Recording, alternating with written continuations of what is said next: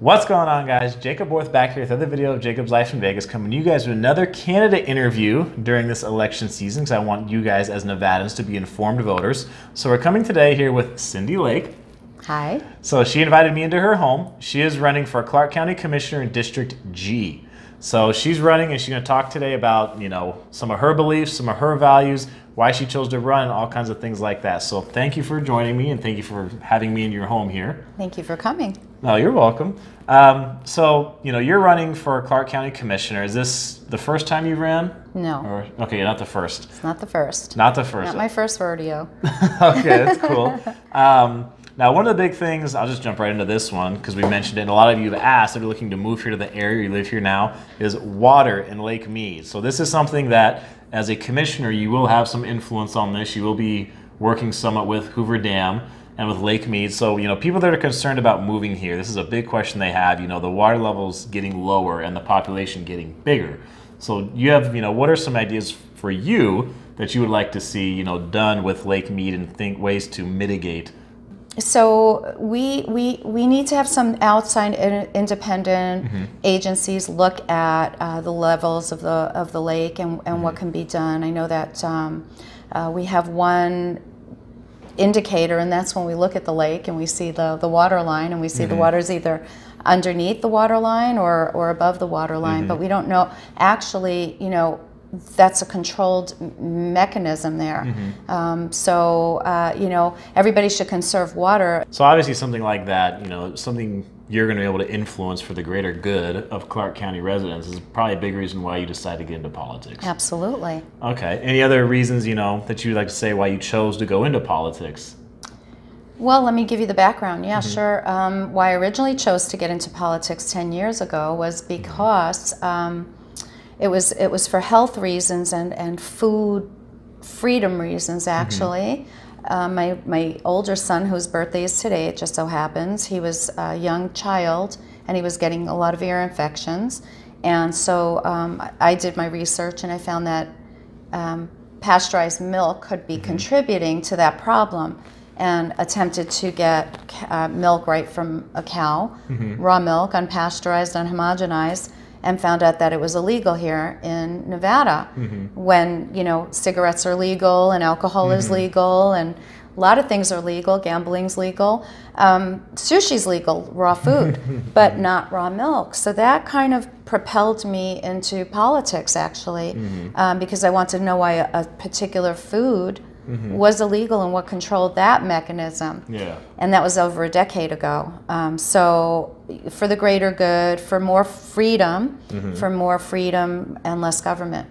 So what were you doing, prior to, engaging in politics 10 years ago? What was a little bit of your background, before politics? You're not a career politician, correct? No, I'm not. I'm a real estate agent by profession, and I'm a mom of 4. Okay. I'm a grandma of 2. Okay. And so a decade ago, before getting involved in politics, I was, living my life and not really paying a lot of attention to what went on at the county commission or in national politics per se. Aware, but not involved as much as I should be. But as soon as I learned about a particular politician and what that particular politician stood for, his beliefs and values aligned with mine, and at the time with that particular issue, I took my youngest child in his stroller and started knocking doors for that political candidate. And that's what we did. Jeez. Okay, that's an interesting start. Yeah. Okay. So, say you get elected, you become commissioner, one of them here in Clark County. There's 7 commissioners. So obviously, each, it's not, we don't have one dictator controlling everything. So you as a commissioner, what are some things that, first day you want to start working on, your first week on the job, you would like to work on right away here in Clark County? Well, there's a $7 billion budget. Okay. You say a lot of people coming from California, right, to escape high taxes and all those crushing regulations. We have a $7 billion budget in Clark County, which is as high or higher than 6 of 8 California counties, including San Diego County. And we have 1 million fewer residents than San Diego County. So every single line of that budget needs to be audited. That's what I'd like to do on day one. And of course, water is a big issue. But I also want to ask more questions on behalf of the average person. I want, when we meet every 2 weeks, when the county commission meets, I go to a lot of those meetings, and I don't hear enough questions being asked on behalf of the taxpayer, on behalf of the citizen of Clark County. There aren't enough questions, and there are too many yes votes for the power players, and I want every single individual to have a bigger voice. I want to make sure our rights are protected. I want to make sure every property owners' rights are protected. They made pigeon feeding illegal. I think that's a waste of time and effort. I mean, feeding a living thing to be illegal, and be a generator of fines and fees when we have a lot more, I think, important things to talk about. Okay.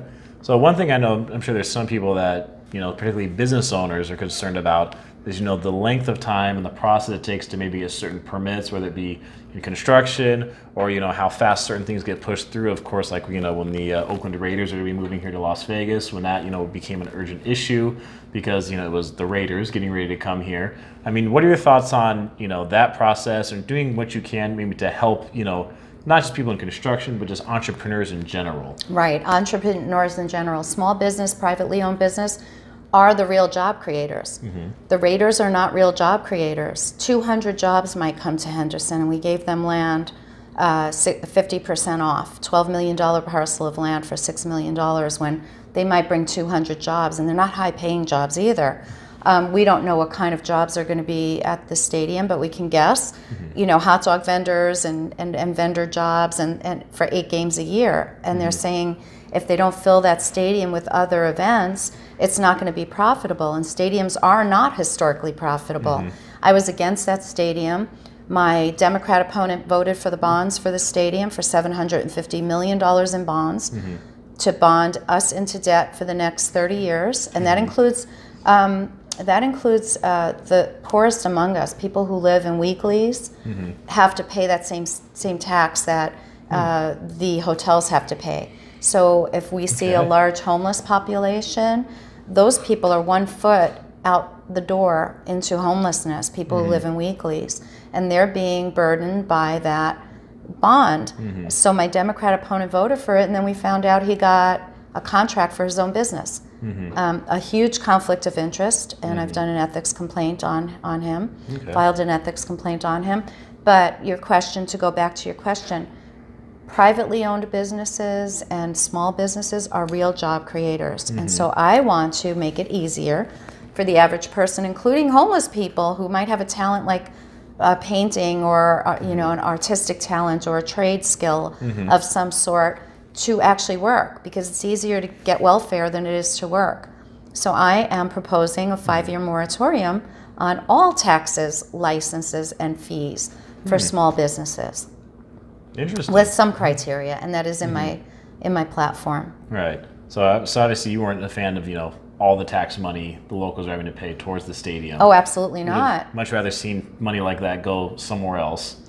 Well, yeah, I mean, and then that was done in an emergency session of the legislature. I don't know if you know that, but that was a special session called by the governor.